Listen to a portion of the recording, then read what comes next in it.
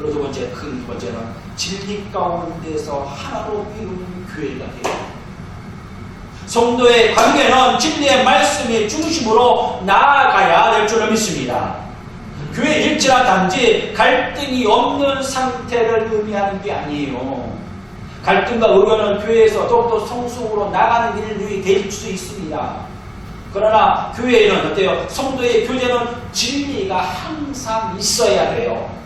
우리가 대화를 나누고 의논을 할 때 그 가운데는 진리가 있어야 된다는 것입니다. 교회 일치는 온전함을 추구하기 때문이에요. 교회는 삼일째 하나님, 교회 그리고 진리의 말씀 그 자체 사이에서 관계가 수립된다는 것입니다. 지난주에 잠깐 제가 나와의 관계에 잠깐 말씀드렸습니다. 그러나 그거는 나와의 관계일 뿐 교회와 일치를 위해서 바른 질서를 위해서는 목적을 가지고 일치가 이루어야 나가는 것이 중요하다는 것입니다. 바른 관계를 수립해야 온전한 교회가 됩니다. 교회 일체는 바른 관계가 있어야 돼요. 하나님과 나 그리고 목회자와 성도, 나와 타인이 어울려질 때 바른 관계를 맺고 특히 중요한 부분은 존재와 목적을 분명해야 돼요. 하나님을 믿는 성도들은 하나님의 진리의 말씀 안에서 하나가 돼야 돼요. 다른 것으로 하나가 되면 안 돼요. 어느 분이 그러더라고요. 목사님, 저희 가면 좋은 땅이 있어요. 그 땅을 사면은 지금 어려움을 해결할 수 있잖아요. 땅으로 해결됩니까?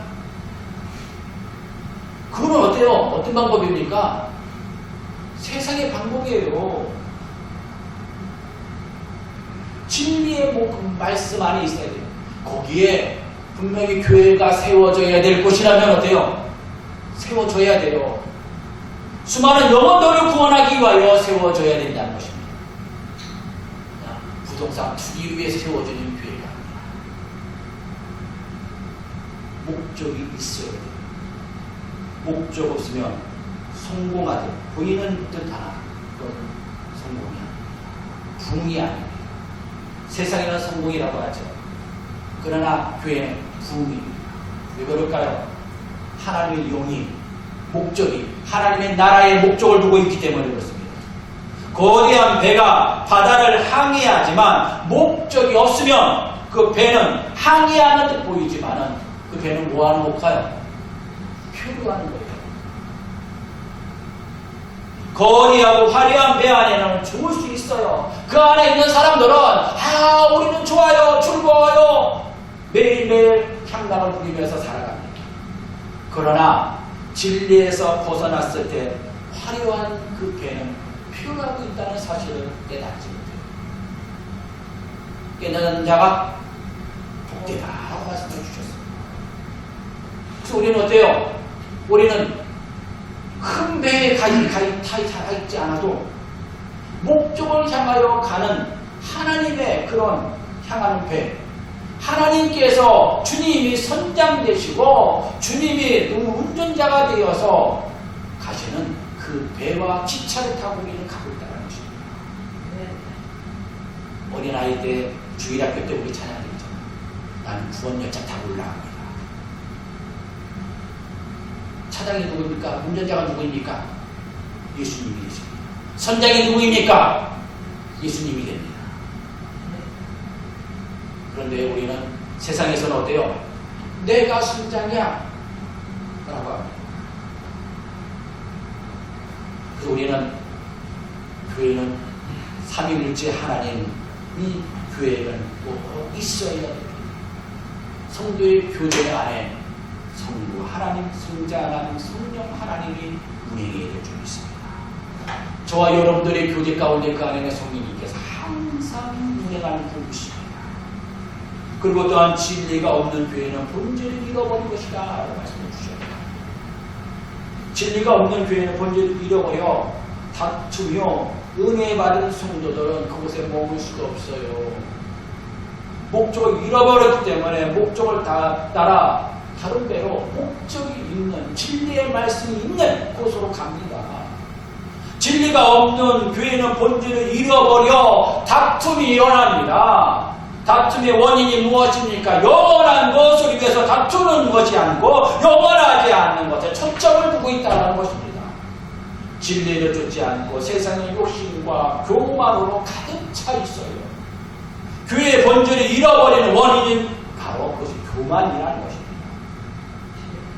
교회의 사물, 교만은 어때요? 사물들 질서에 관한 판단을 자신의 판단 기준을 갖고 결정하는 것이 교만이에요. 우리는 분명히 원칙이 있어요. 그 원칙을 따라 살아가야 돼요. 그렇죠? 대한민국에는 헌법이 있습니다. 거기에 따라서 부속 법령이 있습니다. 거기에 따라가야 대한민국의 그런 국민으로서의 의무를 다하는 것입니다. 교만이라고 하는 것은 이 헌법을 무시하고 나가는 것입니다. 내가 오라! 라고 합니다. 고집 부리는 것입니다. 로마서 2장 5절의 말씀입니다. 내 고집과 회개하지 않는 마음을 따라 진노의 날, 곧 하나님의 의로우신 심판이 나타나는 그날 이 말 진노를 내게 쌓는도다 라고 말씀하고 있습니다. 고집 부리는 자는 자기 생각에 사로잡혀 진리의 말씀이 들려오지 않아요. 하나님의 말씀이 이겁니다 라고 해도 들려오지 않아요. 내 고집에 가득 차 있기 때문에, 자신의 생각이 가득 차 있기 때문에 내 생각이 맞아, 내 해석이 맞아. 결국에 어때요? 하나님은 심판대 앞에 나중에 서 있어요. 그렇게 고집 부리다 보니까 하나님의 심판대 앞에 서 있다는 거죠. 하나님 나면 어떡합니까? 그때는 이미 게임 끝이에요. 고집은 자신의 욕심에서 출발합니다. 세상의 욕망 때문에 본질을 잃어버리고 맙니다. 즐거움의 만족을 누립니다. 그리스도의 복음은 때로는 고난과 아픔이 있습니다. 진리를 위해 걸어가는 길은 좁아요. 그렇기 때문에 그 길을 나아가야 될 줄로 믿습니다.